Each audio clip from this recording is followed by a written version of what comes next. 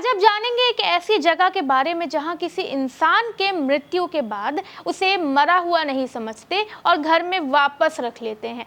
लेकिन ऐसा क्यों होता है और ऐसा कहां पर होता है, ये आज आप इस वीडियो में देखेंगे। तो चलिए शुरू करते हैं। जब हम किसी मृत्यु की बात करते हैं, किसी इंसान की मृत्यु की बात करते हैं या उसके अंतिम संस्कार की बात करते हैं, तो हमारे जहन में पहली चीज़ जो है वो आती है कि उस शव को अलग अलग धर्मों के हिसाब से क्रिमिनेट करना, उस शव का क्रिमिनेशन यानी कि अंतिम संस्कार करना। हम लोगों को आज तक शायद यही पता होगा कि किसी के पार्थिव शरीर को या तो दफन किया जाता है, या तो जलाया जाता है, या तो कॉफिन के साथ ग्रेवयार्ड में दफनाया जाता है। इसके अलावा किसी और तरीके से शरीर का अंतिम संस्कार नहीं किया जाता। अब तक हम यही सोचते थे, लेकिन इंटरनेट के ज़माने में हमें अलग अलग संस्कृति के बारे में पता चलने लगा। दुनिया भर में कई जनजातियां ऐसी हैं जो सदियों पुरानी हैं और अपने परंपराओं का पालन करती हैं और आधुनिक सभ्यता से काफ़ी अलग जीवन जीती हैं।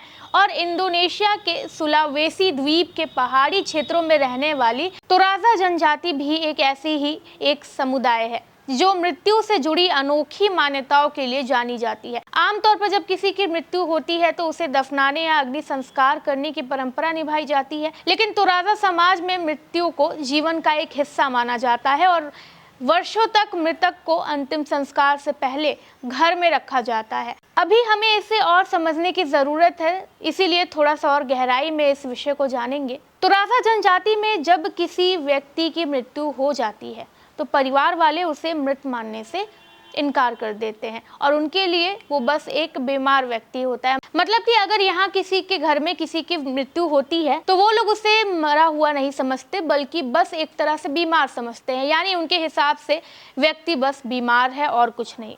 ये थोड़ा सा अजीब लगता है सुनने में, लेकिन अब ये मान्यता है तोराजा जनजाति की।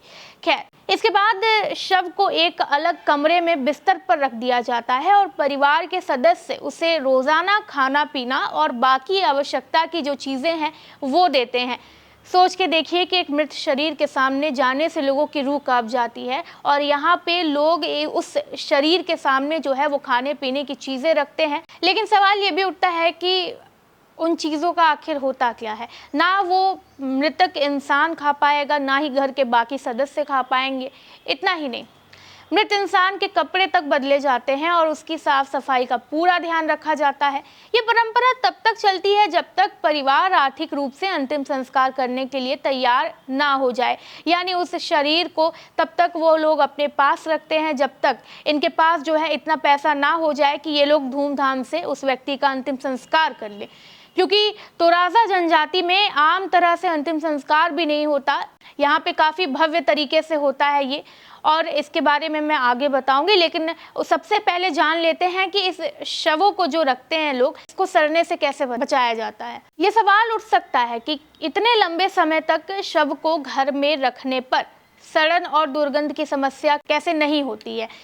तोराजा जनजाति के लोग शव को सुरक्षित रखने के लिए फॉर्मेल्डिहाइड और पानी का मिश्रण इस्तेमाल करते हैं, जिससे शरीर संरक्षित रहता है। इसके अलावा मृत शरीर के पास सूखे पौधे, खास तरह की जड़ी बूटियां रखी जाती हैं जिससे दुर्गंध ना फैले, और रोज़ाना शव के कपड़े बदले जाते हैं। ऐसा व्यवहार किया जाता है कि वो उनके साथ ही है, जैसे वो जीवित है, और कोशिश की जाती है कि साफ सफाई का पूरा ध्यान रखा जाए जिससे शरीर साफ और लंबे समय तक संरक्षित रहता है। अब आते हैं इनके भव्य अंतिम संस्कार के मामले पे। जब ये लोग आर्थिक रूप से इतने मजबूत हो जाते हैं कि ये लोग अपने मृतक के शव का अंतिम संस्कार अच्छी तरीके से कर पाएं, तब तोराजा समाज में अंतिम संस्कार का एक बड़ा आयोजन होता है जिसे रुम्बसोलो कहा जाता है। ये आयोजन कई दिनों तक चलता है और इसमें पूरे गांव के लोग शामिल होते हैं। अंतिम संस्कार के दौरान मृत व्यक्ति को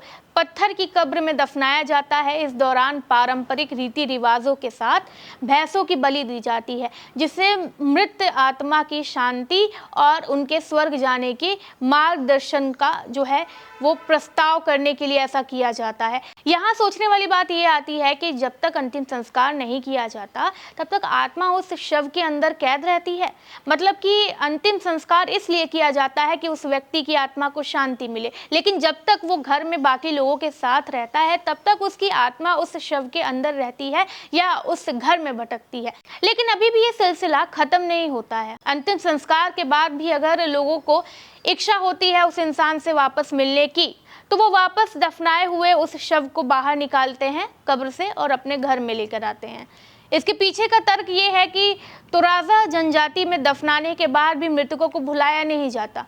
हर कुछ वर्षों के बाद मेनेने नामक अनुष्ठान किया जाता है, जिसमें कब्र से शव को बाहर निकाला जाता है, उसकी सफाई की जाती है और उसे नए कपड़े पहनाए जाते हैं। इस दौरान परिवार के सदस्य मृतकों के साथ समय भी बिताते हैं, उनसे बातें भी करते हैं। लेकिन एक शव के साथ जो डिकम्पोज हो चुका है पूरी तरीके से, जिसे देखना आम इंसान के लिए भी बहुत ज़्यादा डर का विषय है, लोग देख के भी डर जाएं, उसके साथ जो है वो बात किस तरीके से की जाती होगी। और तो और यहाँ पे जो है लोग तस्वीरें भी खिंचवाते हैं उस शव के साथ। इस अनुष्ठान का मकसद ये मान्यता है कि पूर्वजों के देखभाल करने से परिवार में जो है इनके समृद्धि आती है, मतलब शव की देखभाल करने से, और खुशहाली बनी रहती है।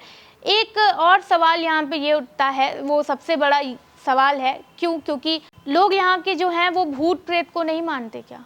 मतलब जो लोग शव के साथ ही रहते हैं, उनसे बात करते हैं, उनकी देखभाल करते हैं, तो उन्हें इस बात का डर नहीं लगता कि उन्हें उस शव की आत्मा दिख सकती है या जो मृत शरीर है उसका घर में होना बुरी आत्मा को प्रभावित कर सकता है, नेगेटिविटी ला सकता है। खैर, तो राजा समाज में ये भी परंपरा है कि जब किसी व्यक्ति को दफनाया जाता है तो उसके साथ उसकी प्रिय वस्तुएं भी रखी जाती हैं, यानी जो उसका जो फेवरेट सामान है उसे भी उसके साथ जो है रख दिया जाता है, जिसके साथ उसका बहुत ज़्यादा लगाव जुड़ा है ऐसे सामान को। इनमें मोबाइल फ़ोन, घड़ी, कंगन, पर्स, सिगरेट और यहाँ तक कि कीमती हीरे जवाहरात भी होते हैं, ज्वेलरीज भी होती हैं। हालांकि इसी कारण से कई बार जो है कब्रों के अंदर चोरी हो जाती है। चोरी की घटनाएं भी हैं जो आती रहती हैं अक्सर, इसलिए कुछ परिवार जो है अपने प्रियजनों को जब दफनाते हैं तो उसके साथ जो वो लोग गिफ्ट देते हैं, उपहार देते हैं, उसे बहुत ही गुप्त तरीके से शव के पास रखा जाता है, ताकि किसी को पता ही ना चले कि शव के अंदर जो है शव के साथ क्या रखा हुआ है, ताकि उन्हें कोई बाद में चुरा भी ना पाए। अब इसके पीछे जो है कोई परंपरा होगी कि आखिर ये प्रचलन शुरू कैसे हुआ, कोई ना कोई वजह तो होगी ही। तो सुनिए, ऐसा माना जाता है कि ये परंपरा एक शिकारी पोंग रुमासेक से शुरू हुई थी, जिसने जंगल में एक शव देखा और उसे दफनाकर उसका सम्मान किया। इसके बाद उसे जीवन में सफलता और भाग्य का आशीर्वाद प्राप्त हुआ।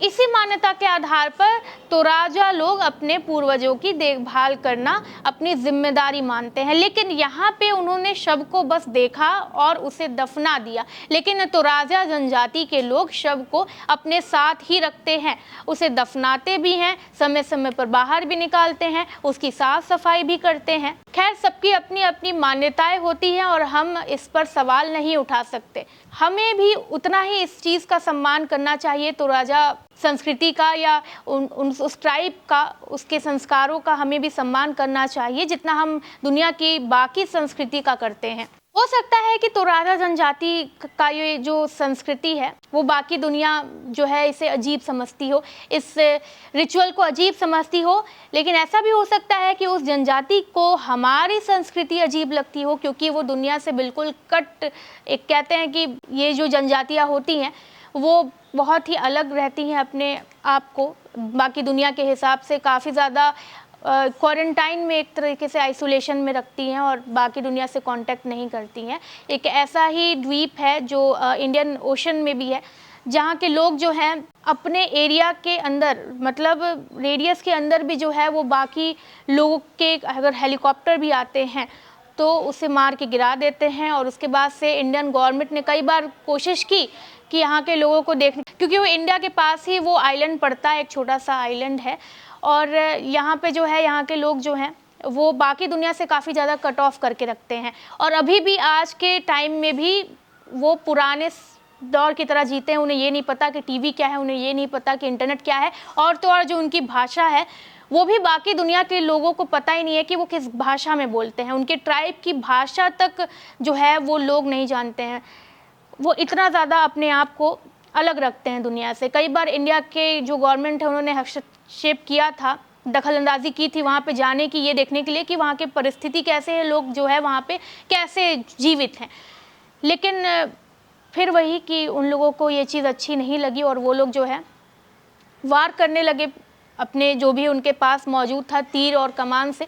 तो कभी कभी इंडिया की जो गवर्नमेंट है वो हेलीकॉप्टर से उस एरिया में चक्कर लगा देती है, ये देखने के लिए कि किसी चीज़ की ज़रूरत तो नहीं है, और अगर ज़रूरत रहती है या किसी चीज़ की कमी होती है तो वो लोग हेलीकॉप्टर से जो है वो ड्रॉप कर देते हैं उस चीज़ को। खैर, ये इसी तरीके की तुराजा जनजाति भी है जो अपने आप को अलग तरीके से रखी हुई है।